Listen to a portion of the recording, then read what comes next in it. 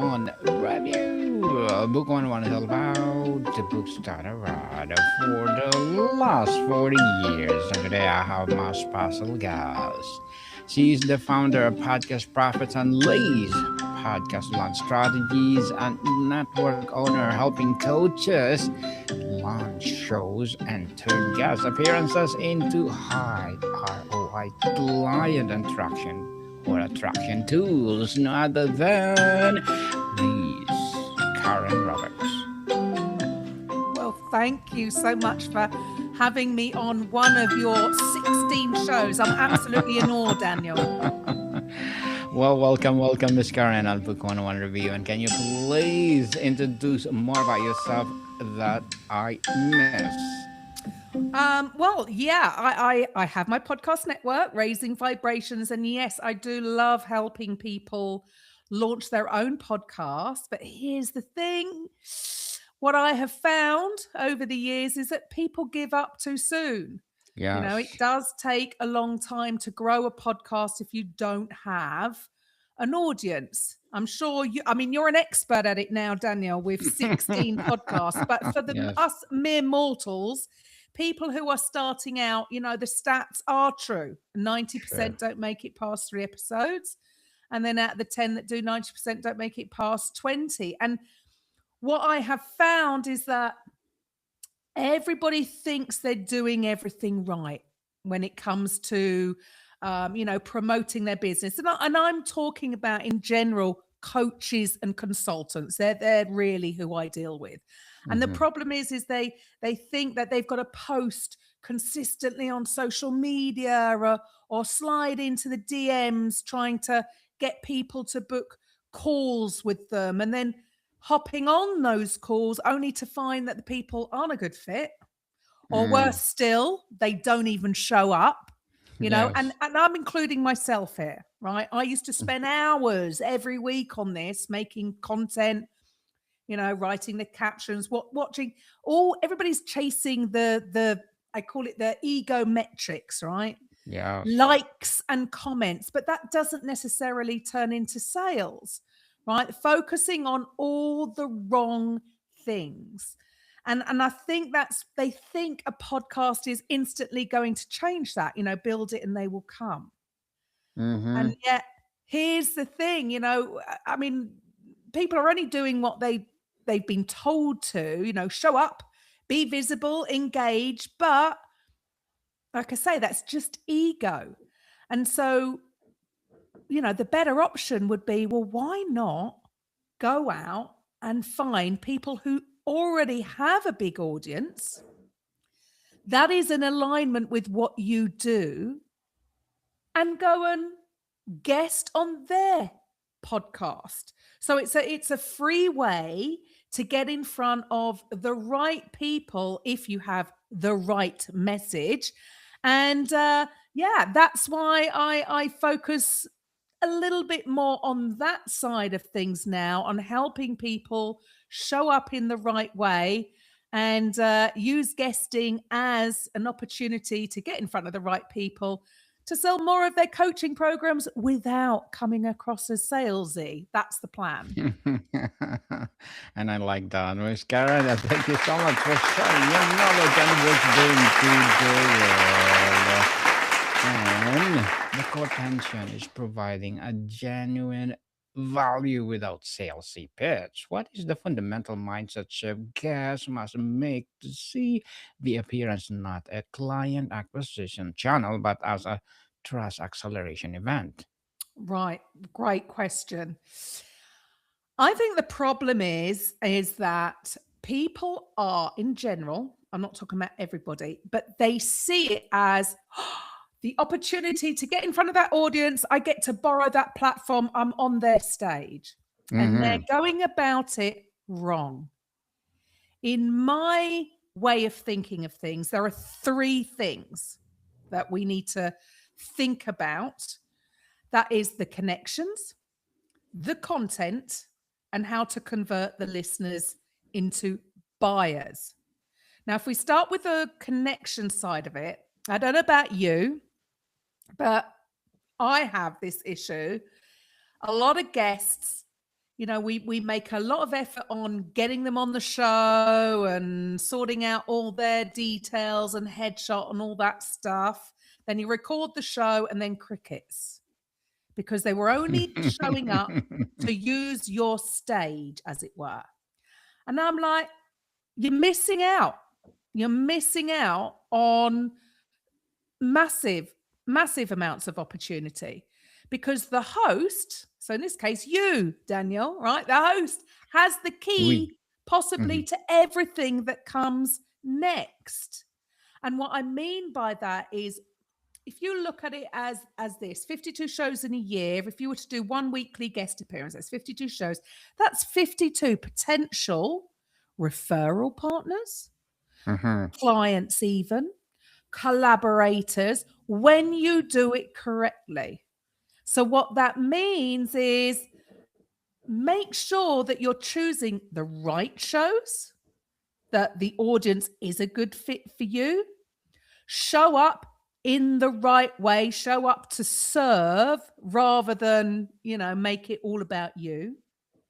So the connections I would say is number one. Choosing the right hosts, making sure that you're going to go above and beyond to help promote that episode, because it's got to be a win-win. Then the content,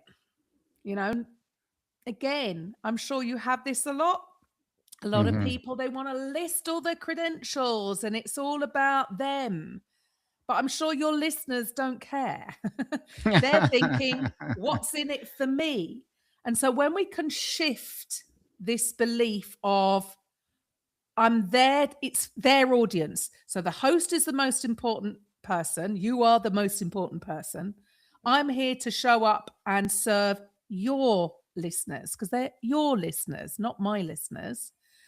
And then with the type of content, it's got to be story based. They don't want your list of achievements. Nobody cares about what I've done in my past. It's all about how I can help them now. So storytelling is a massive one. And then how do you convert the listeners into leads? Well, what have you found when you come to maybe the last question? Not sure how you'll do it, but I would tend to say, what should the listeners do next? Or where can the listeners find you? And so many guests will then reel off 10 things. You can find me on LinkedIn. You can find me on Instagram. You should go to my website. Too many options, nothing gets done. Or it can be the other way around, and they're getting part of it. They want to bring them into their world. So they want to give them some kind of a lead magnet, but it's not a lot's gone into it. It's download a cheat sheet. Nobody wants a cheat sheet. Download. You can get this ebook. Nobody wants it.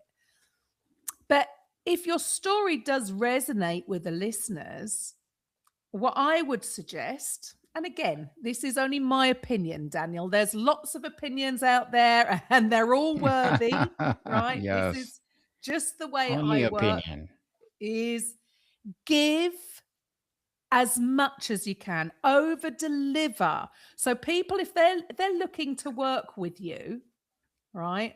They've just heard you on a podcast. You haven't built that know, like, and trust yet. So give them an experience of what it would look like working with you, and give your best stuff, because so many people are afraid to give away their best stuff because they think, well, then nobody will buy. And I'm like, the majority of people will buy because they want the shortcut. They want the implementation of what it is you do. So if you create an experience where you're giving them all your secrets, you're giving them the how-to, and then on the back end, if people want the shortcut and they want to implement what they've learned, then there it is. Because you will build on the know, like, and trust factor as they go through your experience. So it's a reward. I call it a reward funnel. And it wasn't my idea. I found it somewhere and instantly I was like, that's it. That's what's in alignment with what I do with podcasting. So giving people real value, real mindset shifting videos, but also dangle a bit of a carrot, offer, because people don't take action, right? So encourage people to complete your mini course, your reward funnel, by dangling a carrot, letting them know that if they take action and complete the mini course and do maybe some assignments, then they will get access to this reward video, which they can't get anywhere else. And it's normally part of their whatever, $2,000, $3,000, $5,000 program, but they can get access to it if they complete the course. So what you're doing is you're dangling the carrot to encourage people to actually take action. And then on the back end, when you offer up your program, rather than using manipulative sales techniques, which I can share that, look, I've done over 5,000 sales calls in the last 10 years for different companies, selling millions of dollars worth of services or products for other people and for myself. And as I said at the beginning, I was just sick and tired of jumping on sales calls with people who weren't a good fit or dealing with the no-shows. And I don't like any of the manipulative, fake scarcity tactics. So what you can do here instead of that, you can use deadlines and discounts to encourage people to take action. And when you do it in this way, it's a win-win, because the listeners of the podcast that you guested on get to have an experience and they learn things that they can take away and that they've got a win. And then if they're ready, and only if it resonates with them and they're ready to join you, they join your high ticket program. There's no pressure, there's no coercion, there's no pushing, there's no handling objections. It's just all in alignment with what it is that you do. Miss Karen, you talk about turning appearances into clients. Where is the line between being helpful, generous expert, and becoming a free consultant on the air who gives so much value that the listeners feels no need to hire you? Well, there it is. I mean, that's really going back to, I think a lot of people do worry that if they Mhm. give away all their top secrets, then people aren't going to buy. But here's the thing, if you're too vague, then people aren't going to trust, is this person really going to be able to help me solve this problem, whatever the problem is, whatever coach you are. So it is that difference between showing up and serving and giving as much value as you can. You don't need to hold anything back. Don't hold anything back, because the bottom line is most people won't actually take action on it. We all need help at some point or other. Most people don't get to, huge success doing it by themselves. I believe everybody needs a coach. I have a coach. I've Mhm. always had a coach. I've had many different coaches over the years. Why? Because I don't want to make the mistakes, and I want to get there faster. So when you deliver, that's why I say over deliver in your course, which should be the back end from guesting on the podcast. You're proving yourself to the people. So if they really want to take action on that thing, they will know that you are the right person for them, that's actually going to help them implement it. And I think that's the difference. Knowledge by itself doesn't help people get them to where they want to be.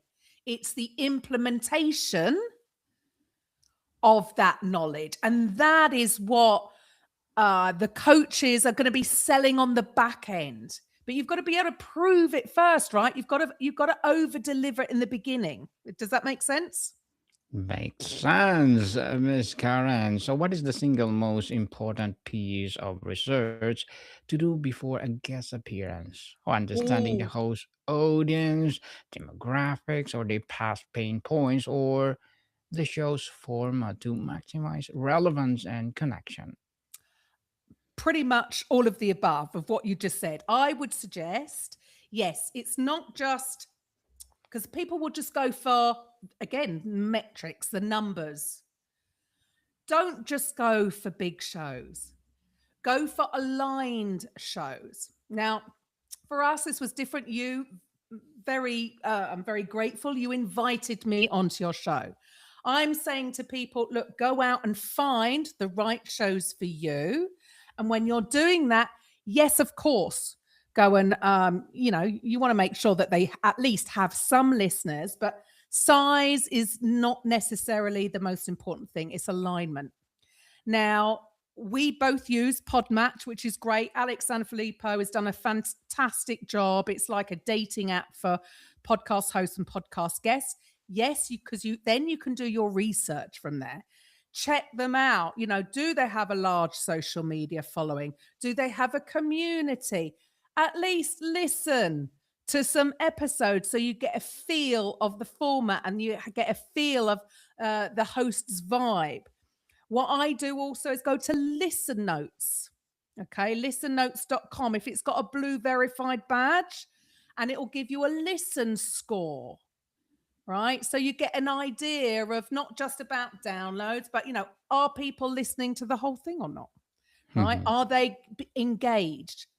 So if they have your right audience, then if you're going to pitch to them, don't just send out a standard generic template. What I would do is just record a short 2-minute Loom video, Mhm. personalized. I don't know about you. I mean, Daniel, it might be a bit different to you because you're doing so many. You must Mm. need guests all the time. But I personally don't like it when I get a third party company Mhm. pitching somebody because I find it impersonal. In True. that way, I think, well, maybe the guests they're probably not even going to promote it. They've already, they're outsourcing all of this. Is there going to be a win-win? So there's lots of things you can do. Take the time to do the research in the beginning to make sure that it's a right fit for you. Indeed, so Miss Karen, as a founder, what are your short-term and long-term goals? Oh, well, I have had a goal that I haven't hit. Right. It's a So new I'm year. still, yeah, I really wanted to grow my podcast network and help people Mhm. launch their shows. But as I've said, unfortunately, people give up too soon. I'm not giving up on that goal. I do still want it, but my goal now is to really focus on helping other people get an ROI from guesting because I truly believe that whether you're a guest or a host, this is the most fun way to build your business. What do we do? We just get to meet people, people that Yes. I never would have had the opportunity to meet with, and just have conversations. What better way to grow your business rather than wasting your time on social media, which I don't find it actually very social. It's a bit of a contradiction, right? Uh-huh. Um, so yeah, long term, I'm planning on staying out of the UK pretty much for the next 5 years. I've got the travel bug. Now my daughters have flown the nest. I've got one back in London, one in the Philippines. So I'm going to be going from here in Mexico next year to the Philippines for a couple of months, then back. So my plan is to travel for the next 5 years and basically meet as many people as I possibly can. Yes, and good luck to your goals, Miss Karen, and looking forward for more success. And what will be your piece of advice for those people out there who want to be a podcast host like us? Oh, if they want to be a podcast host, oh, well, my advice would be just keep going. As I said right at the beginning, people give up way too soon. Don't be a stat. It does take time to grow your podcast, but it's worth it. All you've got to do is be consistent and just keep committing to it's a learning process. It is a journey. And so my advice would just simply be keep going. Keep going and be consistent, Absolutely. people. Because podcasting is just like a planting a tree. Sooner or later, it bear fruits and lots of 100%. fruits. 100%. So, thank you for that advice, Miss Karen. Can you please recommend a book of books that influence your journey? So many. But if I was to choose one, I think it would be, and I've got to make sure that I've got this right actually. The Compound Effect. I think it was by Darren Hardy. Mm-hmm. And I think what stuck with me the most with that is that whole idea of small intentional actions when you do it consistently creates massive results over time. And that is, I think, what changed how I looked at business.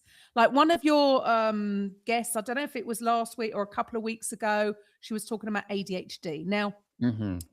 I learned, of course, I'm ADHD, and that actually came through my podcast. A guest was on who was an ADHD coach, and it was really interesting to me. I was very lucky that I fell into careers that suited ADHD. I was in the fitness industry for 20 years, and then I've, basically done this in sales. Perfect for somebody with ADHD. Mm-hmm. But here's the thing. A lot of people, and this is me as well, right? I was very good at starting things, not so good at completing things. And I really made a commitment when I launched my podcast that this time I was going to stick with it. So instead of chasing the quick wins or trying to do all of the things, I just started focusing on repeatable systems like showing up for the right conversations every week and then letting the momentum compound. So that mindset is actually, in a way, what led me to build my podcast guesting strategy, this new guesting strategy that I have today. Mm-hmm.